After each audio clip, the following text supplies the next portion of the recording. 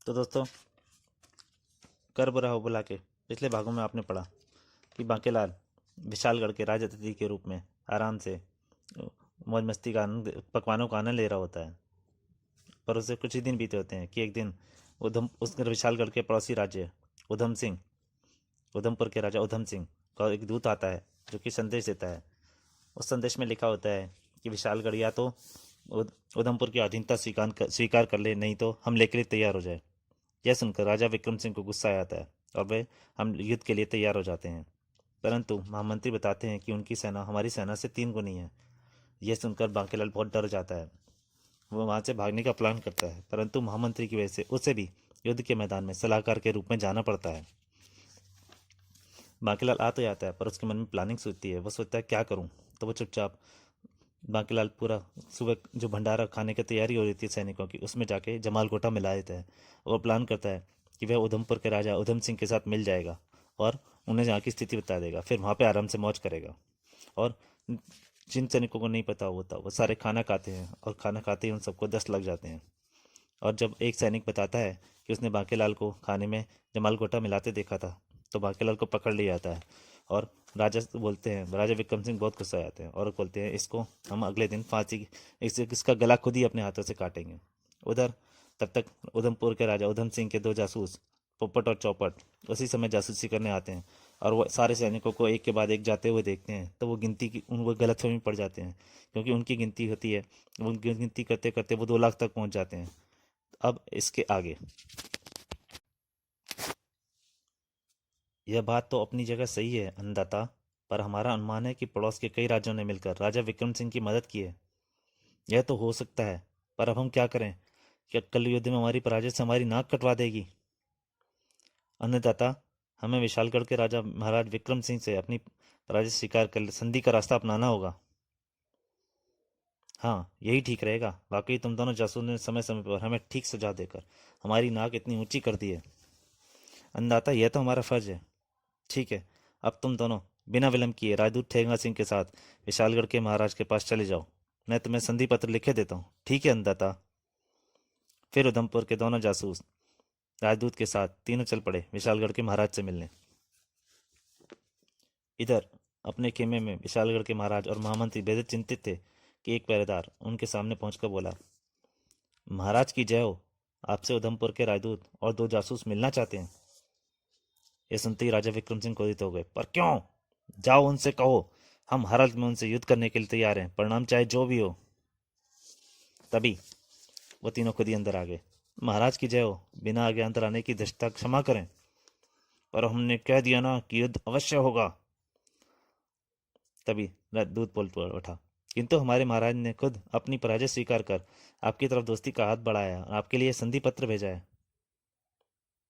यह सुनकर राजा विक्रम सिंह बुरी तरह चौंक पड़े, परंतु अपना गुस्सा दिखाते हुए बोले, इस पत्र को तुम ही पढ़कर सुनाओ। क्या लिखा है तुम्हारे महाराज ने? जी महाराज। राजदूत ने पत्र पढ़ना शुरू किया। विशालगढ़ के राजा विक्रम सिंह को उधमपुर के राजा उधम सिंह का प्रणाम। आगे पत्र भेजने का कारण हमें मालूम नहीं था कि आप अपने हमसे ज़्यादा शक्तिशाली हैं, अतः हम बिना युद्ध किए ही अपनी पराजय स्वीकार कर आपकी तरफ मित्रता का हाथ बढ़ाते हैं।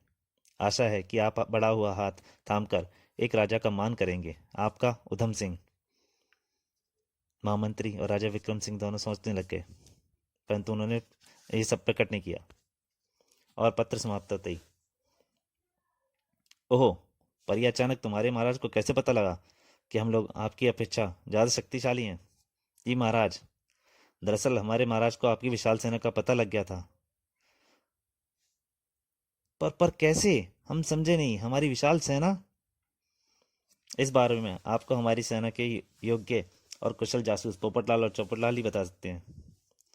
और फिर पोपटलाल ने बताना शुरू किया, वो महाराज, हमने अपने महाराज की ओर से आपकी सेना की टोली। और फिर पोपटलाल और चौपटलाल राजा विक्रम सिंह को बताते चले गए कि किस तरह उन्होंने बार बार लोटा हाथ में लिए उठाए जंगल में आने वाले सैनिकों को देखकर और उनकी विशाल सेना के बारे में अंदाजा लगाया था। पूरी बात सुनने के बाद राजा विक्रम सिंह सोच में पड़ गया। फिर बोले, अपने महाराज से आप लोग कहें हमें उनकी मित्रता स्वीकार है। महाराज विक्रम सिंह की जय हो। इसी के साथ वे तीनों खेमे से बाहर निकल गए।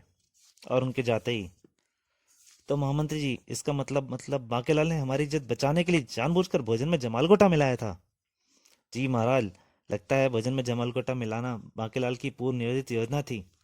वाह, क्या शानदार बुद्धिमत्तापूर्ण योजना की थी बांकेलाल की। हाँ महाराज, और अनजाने में हमने कितना बुरा सलूक किया बांकेलाल के साथ। वह तो बेचारा बार बार अपनी सफाई में कुछ कहना चाहता था, पर हमने उसे कुछ कहने का अवसर नहीं दिया। महामंत्री, हमें तुरंत उससे माफी मांगनी चाहिए। इसी के साथ महाराज व महामंत्री बांकेलाल से मिलने चल पड़े।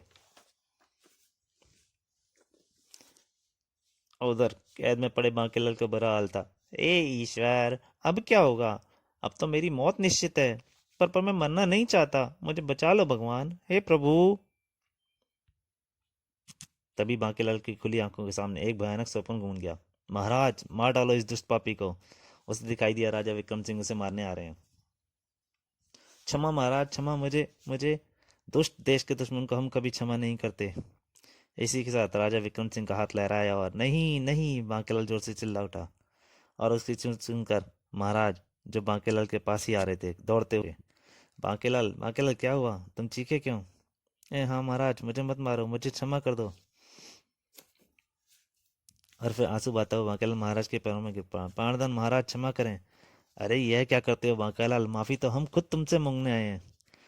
महाराज की बात सुनते ही बांकेलाल को एक जोर का झटका सा लगा।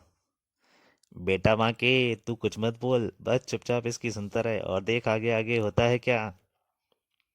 हाँ बांकेलाल, तुम्हारी ही दूरदर्शिता व चतुराई से हम पर आई मुसीबत टली है। और हमने नहीं मालूम था कि भोजन में जमाल घोटा मिलाना तुम्हारी बुद्धिमत्तापूर्ण योजना का अंग था। क्या? बांकेलाल चौंक गया। और बांकेलाल जी, हमने आप पर गलत संदेह, आपसे बहुत बुरा व्यवहार किया, हमें क्षमा कर दीजिए। क्या सोचने लगे बांकेलाल? क्या आपने अभी तक हमें क्षमा नहीं किया? हाँ जी महाराज, आप कृपया आप मुझे शर्मिंदा ना करें। विशालगढ़ की सेना को जब बांकेलाल की योजना बताई गई तो सारी बांकेलाल की जय जयकार उठे। हा हा हा हा, वाकई क्या चाल चल सोची थी बांकेलाल जी ने।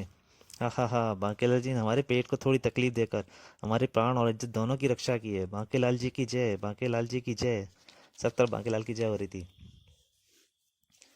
फिर विशालगढ़ वापस पहुंचकर महाराज विक्रम सिंह ने बांकेलाल को सम्मानित करने के लिए एक विशाल जनसभा का आयोजन किया।